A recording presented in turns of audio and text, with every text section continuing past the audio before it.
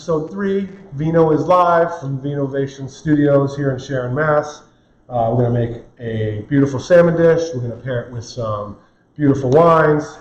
My name's Chef Kev D. You've seen me on the Food Network, Great Food Truck Race, Chef On with Amber Beat Bobby Flay, today's show with Kathleen Hoda, and some other fun stuff.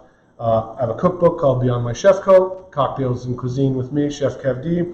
And I'm actually doing a recipe from the book tonight. And that's a macadamia crusted salmon with some baby bok choy and some coconut curry broth. And as always, this is episode 3, so we have a special guest, our wine educator, Cassandra. Everybody Hello. Say hi to Cassandra. Hi, my name is Cassandra. I am a former wine club manager for VINOvations here, so some of you guys might recognize me. But tonight I'm just your guest educator. We have 2 lovely wines that we're going to be pairing with our meal tonight. One is a rosé and one is a Sauvignon Blanc. Both are from France, the Domaine Grande Courtade. So this is from the southern coastal region of the Languedoc. It's a Mediterranean climate, so it's very hot, mild winters. So this leaves these grapes looking so fruity and so refreshing. So it's going to go perfectly with our salmon tonight. It's all about refreshing, right? So why don't you pour a new one? So the rosé. So let's have a little cheers here. Yes. Episode 3, Vino is live, and we're going to get right into. Cheers. And you guys keep drinking at home. Well, that is refreshing. That's going to go What nice. else is there to do right now anyways? Yeah, you're stuck at home. Let's eat, let's cook, let's drink, let's have fun. So we're going to start with, when we're cooking a dish, whatever takes the longest, obviously we want to start first. So we're going to start with our coconut curry broth. And we have our pan on about a 5, which is a medium here. A medium flame if you have gas at home, induction a 5 or 6. We have some fresh squeezed orange juice. You don't have to use fresh squeeze. You can use it from the bottle. And we're going to go right into our warm pan. And then we have some coconut milk, which you can get in a can in the international aisle. And just be careful when you open the can because all that meat and thick gummy coconut is at the top and then the water settles to the bottom. So you want to get a little bit of both in about a cup, and then you want to add that right into your orange juice. And we're going to bring that all together, turn that up a little, and we're going to let that reduce. And we're going to add a few things as we go, reduce it, add a few things, and let it go. The second step is our salmon, because that also takes a few minutes. We have our beautiful salmon here. These are about 6-7 ounce portions. You can see that at home. Lovely. 6-7 ounce portions. Just go to the fish market and have them cut, center cut, 6-7 ounce portions, depending on how many people you have. This is obviously 3 pieces for 3 people. You could do a tapas style, cut it in half, smaller cubes, but for tonight we're going to do about a 7 ounce portion. So we have some macadamia nuts, and for one fillet we're going to use about 5 or 6 of the macadamia nuts. These are lightly roasted and salted. And we're just going to run a knife over them. It doesn't have to be perfect. It's going to get coated and cooked. We just want to make sure there's no really massive chunks because those will tend to burn quicker. So run a knife over those. And in our pan, a little bit of olive oil, about a quarter size in your warm pan. And turn that up a little bit. And we'll take our salmon, a little bit of salt and pepper, right on those fillets. And we're just going to coat our beautiful piece of salmon right with some macadamia, just like that. And we're going to go right into a hot pan. So you want that pan hot and ready as soon as you Yes, that's a medium high. We don't want it too high because what happens is those macadamias will burn. And we don't want that. We just want them to cook, caramelize, soften up a little bit, and then we're going to flip. And we're going to make sure we salt and pepper our other side, and then let that cook. Meantime, you can see at home is we're starting to reduce our broth. Can you see that at home? We're reducing our broth. That's coconut and orange juice. And we're going to take 2 pinches of yellow curry powder. Delicious. And we're just going to let those flavors reduce and marry. Oh, you can smell that immediately. Really? I wish they could smell it at home. You see that? So there we have our white and our rosé. you can pair either with this dish, really. They go perfectly. But Either for- one, if yeah. you're a white drinker, rosé drinker. The rosé is really nice. It's very floral. It has a nice bouquet to your nose, but it's also a blend. So it's not just that traditional dry rosé. It's got a little bit of that like summertime fruit, a little bit of strawberry, raspberry, but it also has a lot of Fuji apple on the end. So it's nice and crisp at the end. Very nice. So, step number 3, we have some beautiful baby Bok Choy. Now you can use the adult Bok Choy, which is much larger and fully grown. This tends to be a little sweeter, easier to work with because it's not as big. A lot of people don't have a lot of kitchen space, so this ends up being perfect. So we're just going to run a knife over this. I don't think I've had bok choy before. Oh, well, you're going to tonight. On VINO is Live, episode 3. Right? Yeah. We got a studio audience here. You guys can't see it, but they're smelling it. So what is this flavor component? What's this really adding to the dish? So this, you could use any kind of leafy vegetable like a Swiss chard, rainbow chard, or spinach. The bok choy is packed with flavor and nutrients, Sure. which goes perfect with the bold flavors of the curry and the macadamia. So, give our salmon another minute. I'm going to show it to you. So we're almost there. Another 30 seconds, and we're going to flip it over. You can see it's starting to get cooked on the underside there, and we're going to flip it. We have a pat of butter in our other saute pan for our bok choy.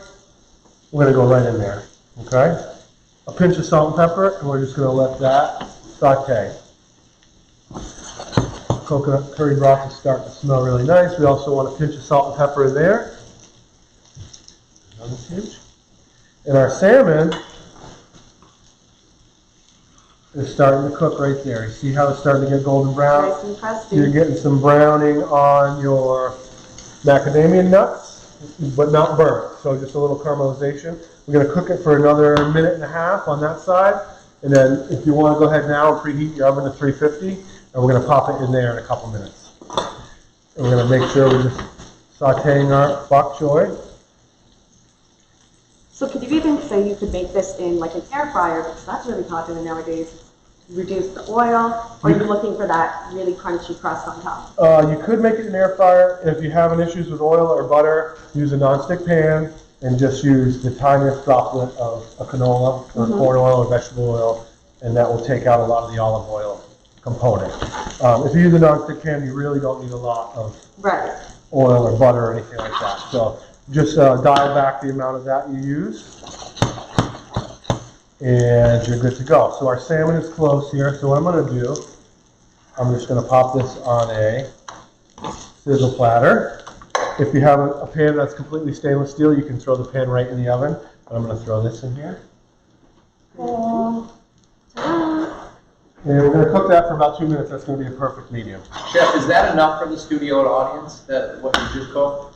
Yes, it was enough for the studio audience. Luckily for some of the studio audience, we had a private cooking class right before this, and they've already had bowls of it. So we have enough for Cassandra's going to eat like a queen tonight, right? I am. Yes. Looking So forward to it. you can see our curry broth is starting to thicken up. What we want to do as kind of a finishing piece on that is add a little butter. And we in the culinary world call that mounting the sauce. And what's going to happen, it's going to thicken up a little, bring all those flavors together. The butter also helps it stick to your fish instead of just kind of falling all around the outside. Just like a chef tip if you were to make buffalo wings. Hot sauce, always add a little bit of butter because it helps that sauce stick right to that wing. And that's what's going to happen, because it's just like you're making pasta sauce. You always want to toss the pasta in the sauce because you want those flavors to be ingratiated in the dish and not just a side component, right? So our bok choy is getting close. Our broth is getting close. Our salmon will be out in 30 seconds. We're going to have another cheers. All right. And then I'm going to plate it for you. And the good thing about this rosé too is, since it is a blend, it's predominantly Merlot, Cabernet, and Pinot Noir, which are your big red varietal grapes. But what they do actually at this winery is they pick the grapes at nighttime, so it preserves the aromatics of the grapes as well, which you can definitely smell as soon as you bring it to your nose, but you can also taste it in the finish. I think the Sauvignon Blanc is just going to complement the salmon so well. Yes, you get the citrus. It's a little dry, so it plays off the curry, so it's going to be perfect. So our bok choy, we want to saute until the ends, which is the thick white part, is nice and tender. We want it to have a little crunch. We don't want it to be mushy, but we want it to be cooked, kind of cooked through. And we're going to go right into our bowl. If you want, if you have time at home, you can put risotto, rice, noodles, anything underneath that bok choy you want and make a fully composed dish. We're just making the bok choy tonight. And let's see, our salmon, which we have one that's a perfect medium rare. Keep in mind, there's always a carryover effect. I know you guys have heard me in the last couple episodes discuss letting your meat or fish rest. We'll sit it in there. That hot bok choy is going to continue to cook it from the bottom. And then we're going to hit our coconut curry broth over the top. Chef, what's the difference between a broth and a sauce? So a broth tends to be a little looser, almost like a soup, and sauces tend to be a little thicker.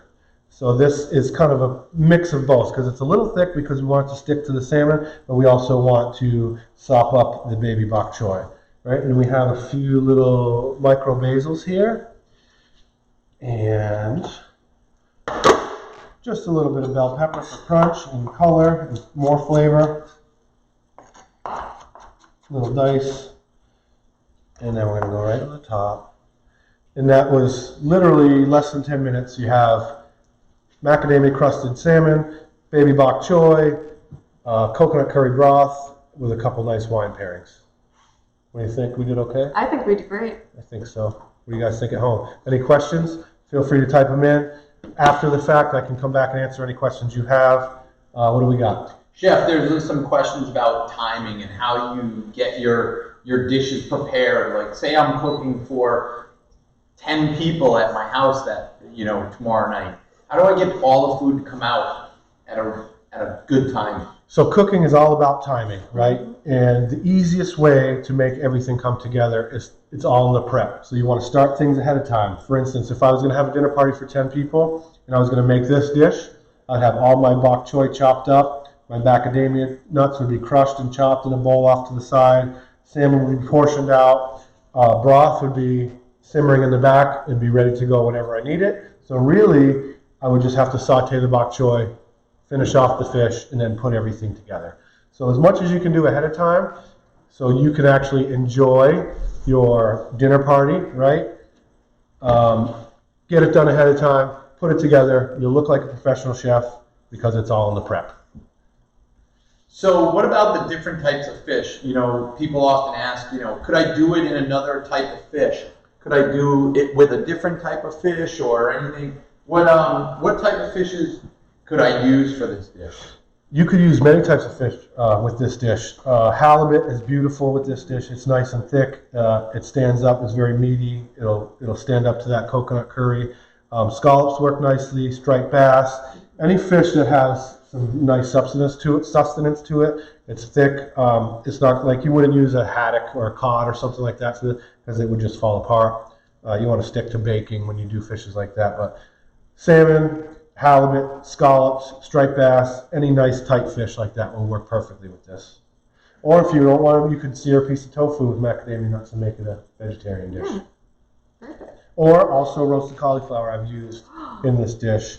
And what you do with that, a little olive oil, salt and pepper, roast it in the oven at 350 for about 20 minutes, and then you toss it in that coconut curry broth. That sounds delicious. Place it right on top, and you have a vegetarian coconut curry dish. Cassandra, what about wines for a dish like that? Are there other alternatives besides a rosé? There are, and I have this question a lot with a lot of my clients, is a lot of people tend to be either a white or a red drinker. So, rosé is a happy medium, but Pinot Noir is actually a very good red wine that you can pair with fish. It's light, it's fruity, especially wines in the Willamette Valley or just in Oregon or Washington in general. They're going to be a lighter based Pinot Noir, so they're not overpowering to a fish dish or even tofu or a vegetable. So Pinot Noir is always a go-to wine for pairings. And just a note, if you guys want great wine shipped right to your door, VINOvations.us, and you could ship this overnight to your door, and you could cook along for the next couple episodes. Or if you just want to get a case of wine, a couple specialty bottles, go to VINOvations.us, and we'll ship it right to your door, right? We will. These are the kind of wines I call in the industry a porch pounder. See These that? are the wines that you In the chill and biz. kill. You bring it outside, you kick up your feet, and you're just having a nice day. I love these kind of wines. They're so easy to drink. She said porch pounder. That's Or chill and kill. chill and That's kill. what my southern colleagues say. I love it. Snuff It's their own. just That's stuck with me. perfect. Excellent. So we have porch pounder. We have coconut curry broth. It all comes together. That is episode 3 of Vino is Live here from VINOvations Studio. Next week we'll see you guys Thursday 7 p.m. same time, same place. Thank you to Cassandra. Thank you to Craig. Thank you to VINOvations, and we'll see you guys next week.